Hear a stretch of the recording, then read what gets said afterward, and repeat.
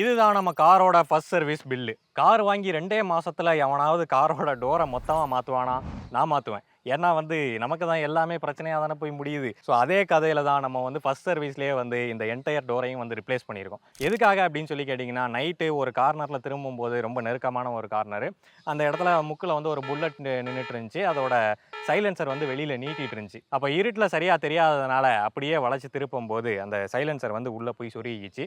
அதனால சைடுல ஒரு பெரிய டென்ட் உருவாச்சு. ஆனா அது பார்க்கறதுக்கு என்னமோ சின்னதா இருந்த மாரி தான் இருந்துச்சு. நம்ம எதுக்கும் ஷோரூமுக்கு ஃபோன் பண்ணி கேட்கலாம். இதுல சின்ன டென்ட் தானே அவங்களே பண்ணி குடுத்துருவாங்க அப்படின்னு சொல்லி கேட்டோம்னா, இது பெரிய டென்ட் டோரோட ஸ்ட்ரக்சரே போயிருச்சு. அதனால என்டையர் டோரையும் மாத்தணும் அப்படின்னு சொல்லி சொல்ட்டாங்க. சரி அதுக்காக எவ்வளவு ஆகும் அப்படின்னு சொல்லி கேட்டோம்னா, 15,000 ஆகும் அப்படின்னு சொல்லி சொன்னாங்க. அப்ப கார் வாங்கும்போது இன்சூரன்ஸ் அப்படின்னு சொல்லி ஒண்ணு போட்டீங்களே ரூ. 33,000 அதுல எதுவும் கவர் ஆகுமான்னு பார்த்து சொல்லுங்க அப்படின்ற மாரி கேட்டிருந்தேன். அப்ப நீங்க கார ஷோரூமுக்கு குடுத்து விடுங்க. நான் என்ன மாதிரி இருக்கு அப்படின்றத பார்த்துட்டு சொல்றேன் அப்படின்னாரு. ஷோரூமுக்கு குடுத்து விட்டோம். என்னதான் தப்பு நம்ம மேல இல்ல அப்படின்னாலும் கூட, இந்த ஓன் டேமேஜ் கணக்குல தான் இன்சூரன்ஸ்ல போட்டு கிளைம் பண்ண முடியும் அப்படின்னு சொல்லி சொன்னாங்க. நானும் அக்செப்ட் பண்ணிட்டேன். ஏன்னா அந்த கூறுகட்ட புல்லட் தான் குறுக்க நின்னுட்டு இருந்துச்சு. நம்ம இருட்டுல அதோட சைலன்சர் நீட்டிட்டு இருந்ததையும் சரியா தெரியல. ஸோ அப்படின்றப்போ அது நம்ம மேல தப்பே கிடையாது. இவன் சந்தேகப்படவும் முடியல, சந்தேகப்படாம இருக்கவும் முடியல. ஸோ ஒரு வழியா இன்சூரன்ஸ்ல கவர் பண்ணி இந்த 15,000 பில்ல 1,400 மாத்திட்டாங்க. ஆனா இதுக்கு ஆன டைம் ரொம்ப அதிகம். 10லேருந்து 12 நாள் கிட்ட எடுத்துக்கிட்டாங்க.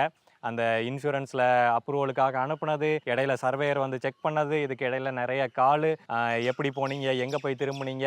கால எந்த இடத்துல கரெக்ட்டா பிளேஸ் பண்ணியிருந்தீங்க? ஆக்ஸிலேட்டர்லயா? பிரேக்லயா? இந்த மாரி ஏகப்பட்ட கேள்விகள். எல்லாத்தையும் குடுத்துட்டதுக்கு அப்புறமா ஃபைனலா ஓகே அப்படின்னு சொல்லி கவர் பண்ணி இந்த என்டையர் டோரையும் மாத்தி குடுத்துட்டாங்க. என்னதான் இன்சூரன்ஸ்ல கவர் பண்ணியிருந்தாலும் ரூ. 1,142 அந்த இன்சூரன்ஸ்ல கவர் பண்ணதுக்காக டாக்குமெண்ட் சார்ஜஸ் அந்த மாரி விஷயங்களுக்கு பில்லுல போட்டிருக்காங்க.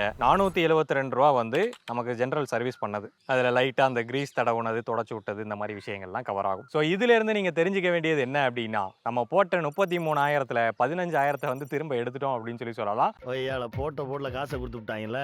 அண்ட் அதே மாதிரி இன்சூரன்ஸ்க்காக நான் பே பண்ணேன் இல்லையா அந்த 33,000 அப்படின்றது, இது கொஞ்சம் அதிகமான அமௌண்ட் தான் அப்படின்ற மாதிரி நான் ஃபீல் பண்றேன். அதே இது நம்ம வெளியில செக் பண்ணி பார்த்தோம் அப்படின்னா, இந்த இன்சூரன்ஸ்ல இருந்து எனக்கு கிட்டத்தட்ட ஒரு 7,000 8,000 வரைக்கும் கம்மி பண்ணியிருக்க முடியும். இப்போ அந்த எக்ஸ்டர் காருக்கு இன்சூரன்ஸ் நம்ம ஆன்லைன்ல எடுத்திருந்தோம் அப்படின்னா எவ்வளோ சேவ் பண்ணியிருக்க முடியும் அப்படின்றத உங்களுக்கு காட்டுறேன். ஸோ இதில் வண்டி நம்பர் போட சொல்லுது, போட்டாச்சு. பேர், ஃபோன் நம்பர் போட்டாச்சு. நம்ம கம்ப்ளீட் ப்ரொடெக்ஷனே செலக்ட் பண்ணிக்கலாம். ஸோ இதில் 8,400 9,200 அந்த மாதிரி போட்டிருக்கு.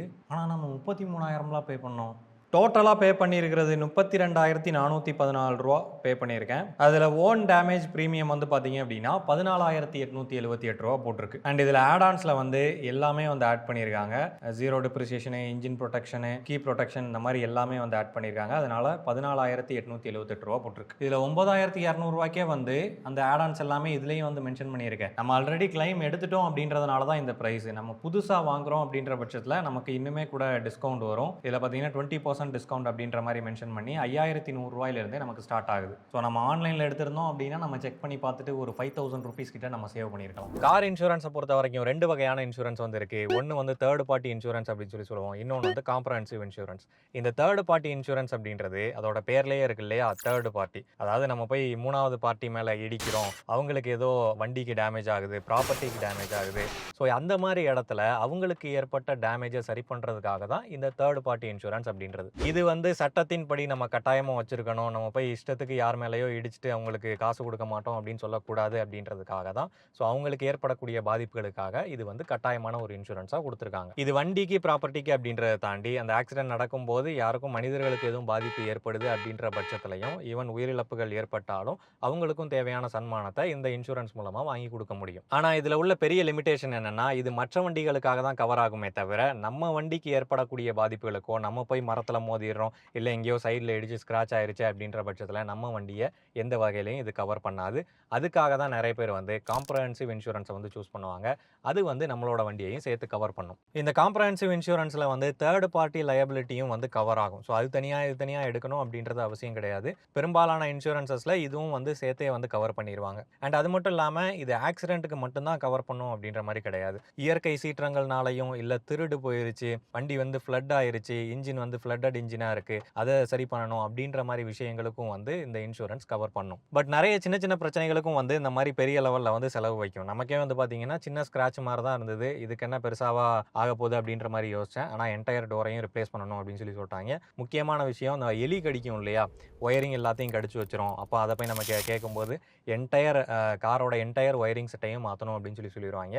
அது ஒரு பெரிய செலவாக இருக்கும். இது எல்லாமே வந்து இந்த காம்ப்ரஹென்சிவ் இன்சூரன்ஸில் கவர் பண்ணுவாங்க. நிறைய பேர் கவனிக்காத விஷயம் என்னென்னா அந்த ஆடான்ஸ் தான். 2 பாலிசியை பார்க்கும்போது ஒரே மாதிரி இருக்கும். ஆனால் ஒன்றுத்தில் வந்து ஒரு சில விஷயங்கள் கவர் ஆகும், இன்னொன்றில் கவர் ஆகாது. அப்போ அதை சூஸ் பண்ணிவிட்டு நான் எனக்கு கவர் ஆகலையே அப்படின்னு சொன்னீங்கன்னா, ஏன்னா அதில் மென்ஷன் பண்ணியிருப்பாங்க இதெல்லாம் கவர் ஆகும், கவர் ஆகாது அப்படின்னு சொல்லி. உதாரணமாக ஜீரோ டிப்ரிசியேஷன் கவர் அப்படின்றது உங்களுக்கு வண்டி வந்து ஏஜ் ஆகும்போது அதோட வேல்யூவும் வந்து டிப்ரிஷியேட் ஆகிட்டே வரும். அப்போ நீங்கள் ஏதோ ஒரு பிரச்சனையினால கிளைமுக்கு போகும்போது இந்த அளவு வந்து வண்டி டிப்ரிஷியேட் ஆயிருக்கு அப்படின்ற பட்சத்தில் அந்த அளவு தான் கவர் பண்ணுவோம் அப்படின்னு இந்த இன்சூரன்ஸ் கம்பெனி சொல்கிறதுக்கு வாய்ப்பு இருக்குது. அதே இந்த கவர் இருந்துச்சு அப்படின்ற பட்சத்தில் அந்த டிப்ரிசியேஷன் வேல்யூலாம் போட மாட்டாங்க. என்ன ஆக்சுவலான கிளைமோ அதை அப்படியே கொடுத்துருவாங்க. இன்ஜின் ப்ரொடெக்ட் கவர் அப்படின்றது, அதாவது இன்ஜினுக்கு வந்து இன்டர்னலாக ஏற்படக்கூடிய பாதிப்புகளுக்கும் சேர்த்து வந்து கவர் பண்ணுவாங்க. ரிட்டர்ன் டு இன்வாய்ஸ் கவர் அப்படின்றது, இன்கேஸ் உங்களோட வண்டி வந்து கம்ப்ளீட் லாஸ் ஆயிருச்சு அப்படின்ற பட்சத்துலையும் உங்களுக்கு ஒரிஜினல் இன்வாய்ஸ் வேல்யூக்கு வந்து கவர் பண்ணி கொடுப்பாங்க. ரோட் சைடு அசிஸ்டன்ஸ் உங்களுக்கு தெரியும், எங்கேயும் பிரேக் டவுன் ஆகி நின்றுச்சு அப்படின்னா அவங்க அசிஸ்டன்ஸ் வந்து ப்ரொவைட் பண்ணுவாங்க.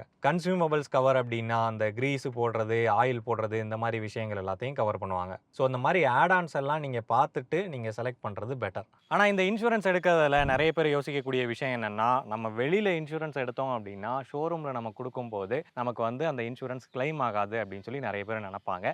ஈவன் நானே கூட அப்படி தான் நினச்சேன். ஆனால் மேட்ரு வந்து அப்படி கிடையாது. இந்த இன்சூரன்ஸ் ப்ரொவைட் பண்ணுறவங்க வந்து செப்பரேட்டான ஒரு கம்பெனி, இந்த ஷோரூம் அப்படின்றவங்க அவங்க செப்பரேட்டான ஒரு கம்பெனி. ஸோ ரெண்டுத்துக்கும் ஒரு லிங்க் இருக்க தான் செய்யும். அந்த லிங்க் எதுக்காக அப்படின்னா, இவங்க எந்த அளவு அந்த இன்சூரன்ஸை புஷ் பண்ணி மக்களுக்கு கொடுக்குறாங்களோ அந்த அளவுக்கு வந்து அவங்களுக்கு கமிஷன் கிடைக்கும். பட் இது எந்த விதத்துலையும் தப்பு ஒன்றும் கிடையாது. கமிஷன்ஸ் அப்படின்றது எல்லா இடத்துலையும் இருக்க தான் செய்யுது. பட் அதே இதை நம்ம வெளியில் இன்சூரன்ஸ் எடுக்கும்போது அந்த கமிஷன் அமௌண்ட்லாம் ஆட் ஆகாமல் நமக்கு கம்மியான விலையில் இன்சூரன்ஸை எடுக்க முடியும். அப்படி எடுக்கிறதுனால கவர் ஆகாது அப்படின்ற மாதிரி நம்ம யோசிக்க தேவையில்லை. இப்போ எனக்கே பார்த்தீங்க அப்படின்னா, இந்த இன்சூரன்ஸை கவர் பண்ணுறதுக்கு ஒரு சர்வேயர் வந்தார், நம்ம காரை செக் பண்ணி பார்த்தாரு, அதோட டீட்டெயில்ஸ் எல்லாத்தையும் கலெக்ட் பண்ணார், அண்ட் என்கிட்டையும் வந்து சில டீட்டெயில்ஸை கலெக்ட் பண்ணார். அது எல்லாத்தையும் ரெக்கார்ட் பண்ணி அந்த இன்சூரன்ஸ் கம்பெனிக்கு வந்து கிளைம் அப்ரூவலுக்கு அனுப்புவார். இந்த இன்சூரன்ஸ் கம்பெனி வந்து கொடுத்த டீட்டெயில்ஸை வச்சு கம்பேர் பண்ணும், அது அவங்களோட கேட்டகரி கீழே வருமா வராதா, இன்சூரன்ஸ்க்கு அப்ரூவல் கொடுக்கணுமா இல்லை ரிஜெக்ட் பண்ணணுமா அப்படின்றது. அது நம்ம ஷோரூம் மூலமாக கொடுத்துருந்தாலும் சரி, இல்லை வெளியில் வேற கராஜ் மூலமாக நம்ம கொடுத்துருந்தாலும் சரி, ப்ரொசீஜர் வந்து ரெண்டுத்துக்குமே சேம் தான். இந்த இன்சூரன்ஸை நீங்கள் வெளியில் எடுக்கிறீங்க அப்படின்ற பட்சத்தில் நீங்கள் வந்து இன்சூரன்ஸை கம்பேர் பண்ணி பார்த்து எது வந்து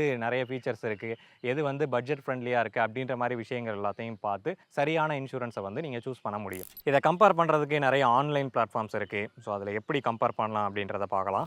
ஸோ இதில் உள்ளே போனதுக்கப்புறம் சில பேசிக் டீட்டெயில்ஸ்லாம் வந்து கேட்கும். அதெல்லாம் பேர், ஃபோன் நம்பர், அந்த மாதிரி விஷயங்கள்லாம் போட்டு ஃபில் பண்ணி உள்ளே போயிருங்க. இதில் ஐடிவி கவர் அப்படின்னு சொல்லி போட்டிருக்கா, இதுதான் இன்சூர்டு டிக்ளேர்டு வேல்யூ அப்படின்னு சொல்லி சொல்லுவாங்க. ஸோ இந்த வேல்யூவை தான் வந்து இந்த இன்சூரன்ஸ் கம்பெனிஸ் வந்து நமக்கு கவர் பண்ணும். ஸோ நம்ம காருக்கு ஏற்ற மாதிரி அந்த வேல்யூ இருக்கா அப்படின்றத நம்ம செக் பண்ணிக்கணும். நான் பார்த்தீங்கன்னா 9 லட்ச ரூபாய்க்கு கார் வாங்கியிருக்கேன். ஆனால் இங்கே வெறும் 6,64,000 தான் காட்டுது. ஏன்னா நம்ம புதுசாக எடுக்கல இல்லையா, நமக்கு ஆல்ரெடி ஒரு இன்சூரன்ஸ் போய்கிட்டு இருக்கு அப்படின்றதுனால செகண்ட் இயர்லேருந்து வேணால் நம்ம இதை சூஸ் பண்ணிக்கலாம். பக்கத்திலே ப்ளூ கலரில் பார்த்தீங்கன்னா ஒரு அமௌண்ட் ஒன்று போட்டிருக்கா, அதுதான் வந்து ப்ரீமியம் அமௌண்ட். ஸோ இது வந்து 5,117 ஸ்டார்ட் ஆகுது. 6,000, 7,000, 8,000 அப்படியே கீழே போனோம் அப்படின்னா 16,000 வரைக்கும் கூட இந்த ப்ரீமியம் அமௌண்ட் போட்டிருக்காங்க. ஸோ ஒவ்வொரு அமௌண்ட்லையும் அதுக்கு தகுந்த கவரேஜஸ் வந்து இருக்கும். அது என்னென்ன கவரேஜ், என்னென்ன கவர் ஆகுது அப்படின்றத தெரிஞ்சுக்கணும் அப்படின்னா அதுக்கு கீழேயே வந்து வியூ கவரேஜ் அப்படின்ற ஒரு பட்டன் இருக்கா, அதை கிளிக் பண்ணீங்க அப்படின்னா ஸோ வாட்ஸ் கவர்டு அப்படின்னு சொல்லி என்னென்ன கவர் ஆகும் அப்படின்னு சொல்லி குறிப்பிட்டிருக்காங்க. Accidental damage to the car, theft of the car, இயற்கை சீற்றங்கள்னால ஏற்படக்கூடிய டேமேஜ்,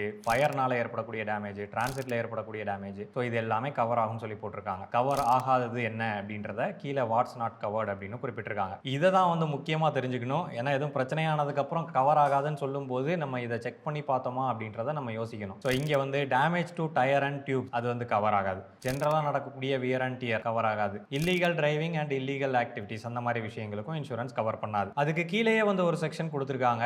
நம்ம கிளைமுக்கு போகும்போது எவ்வளோ வந்து இன்சூரன்ஸ் கம்பெனி கவர் பண்ணும் அப்படின்றத கீழே போட்டிருக்காங்க. ஸோ இதில் என்னென்ன பார்ட்ஸுக்கு எவ்வளோ பர்சன்டேஜ் அப்படின்றத வந்து குறிப்பிட்டிருக்காங்க. இப்போ காஸ்ட் காஸ்ட் ஆஃப் டயர் வந்து பார்த்தீங்க அப்படின்னா 50% தான் இன்சூரன்ஸ் கம்பெனி கவர் பண்ணும், ஃபுல்லாக கவர் பண்ணாது. ஸோ இந்த மாதிரி விஷயங்களையும் நீங்கள் டீட்டெயிலாக தெரிஞ்சுட்டு இன்சூரன்ஸ் எடுக்கிறது பெட்டர். அடுத்த விஷயம் ஆடான்ஸில் என்னென்ன விஷயங்கள் கவர் ஆகுது அப்படின்றதையும் குறிப்பிட்டிருக்காங்க. Zero depreciation plan, engine protector, consumables, so இந்த மாதிரி லிஸ்ட் வந்து போட்டிருக்காங்க. அண்ட் அடுத்தபடியாக ப்ரீமியம் பிரேக்கப்னு போட்டு என்னென்ன ஆடான்ஸ்க்கு எவ்வளோ பிரேக்கப்பு, அதில் டேக்ஸ் வந்து எவ்வளவு, ஸோ எதனால் இந்த இன்சூரன்ஸ் அமௌண்ட் அப்படின்றதையும் வந்து மென்ஷன் பண்ணியிருக்காங்க. பக்கத்திலே வந்து கேஷ்லெஸ் கராஜஸ் அப்படின்னு சொல்லி போட்டிருக்காங்க. ஸோ நம்ம கிளைமுக்கு போகும்போது நம்ம கேஷ் கொடுக்காம கம்பெனியே கவர் பண்ணுற கேரேஜஸ் தான் இது எல்லாமே. சென்னையில் பார்த்தீங்க அப்படின்னா 52 கேரேஜ் வந்து இருக்கு. ஸோ உங்கள் அட்ரஸ் எல்லாம் காட்டுறதை பார்க்க முடியும். இப்போ நம்ம ஒன்னொன்னா வந்து இந்த மாதிரி தனித்தனியாக பார்த்துட்டு இருக்க தேவையில்லை. ஆட் டு கம்பேர் அப்படின்ற அந்த ஆப்ஷனை கிளிக் பண்ணி நம்ம கம்பாரிசனில் போட்டு கம்பேர் பண்ணி பார்த்தோம் அப்படின்னா அதுவே வந்து டேபிள் மாதிரி போட்டு கொடுத்துருச்சு. ஸோ இதில் என்னென்ன விஷயங்கள் எதில் இருக்குது அப்படின்றதுக்கு தகுந்த மாதிரி நம்ம அந்த ப்ரீமியமாக செலக்ட் பண்ணிக்கலாம். அண்ட் இந்த மாதிரி இன்சூரன்ஸ் எடுக்கும்போது ஈவி கார்லாம் வச்சிருக்கீங்க இல்லையா, ஸோ உங்களுக்கே தெரியும் அதில் 50% ஆஃப் த காஸ்ட் வந்து பேட்டரிக்கு தான் போகும் அப்படின்னு சொல்லிட்டு.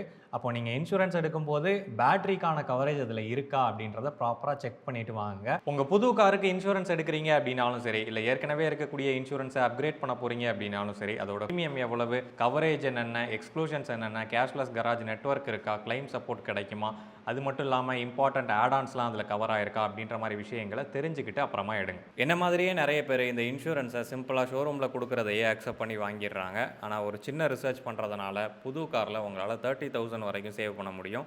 அதே மாதிரி ரெனியூவல்ஸில் 8,000 வரைக்கும் சேவ் பண்ண முடியும். இவ்வளோதான் இந்த வீடியோ. இந்த இன்சூரன்ஸ் கம்பேர் பண்ணுறதுக்கான லிங்க்கை வந்து டிஸ்கிரிப்ஷனில் போட்டு விட்றேன். அண்ட் 20க்கும் மேற்பட்ட இன்சூரன்ஸ் இருக்காங்க. அதிலிருந்து சரியான இன்சூரன்ஸை உங்களுக்கு தேவையானதை பார்த்து சூஸ் பண்ணுங்கள். இன்ஜினியரிங் பேக் சேனலுக்கு சப்ஸ்கிரைப் பண்ணுங்கள். நன்றி.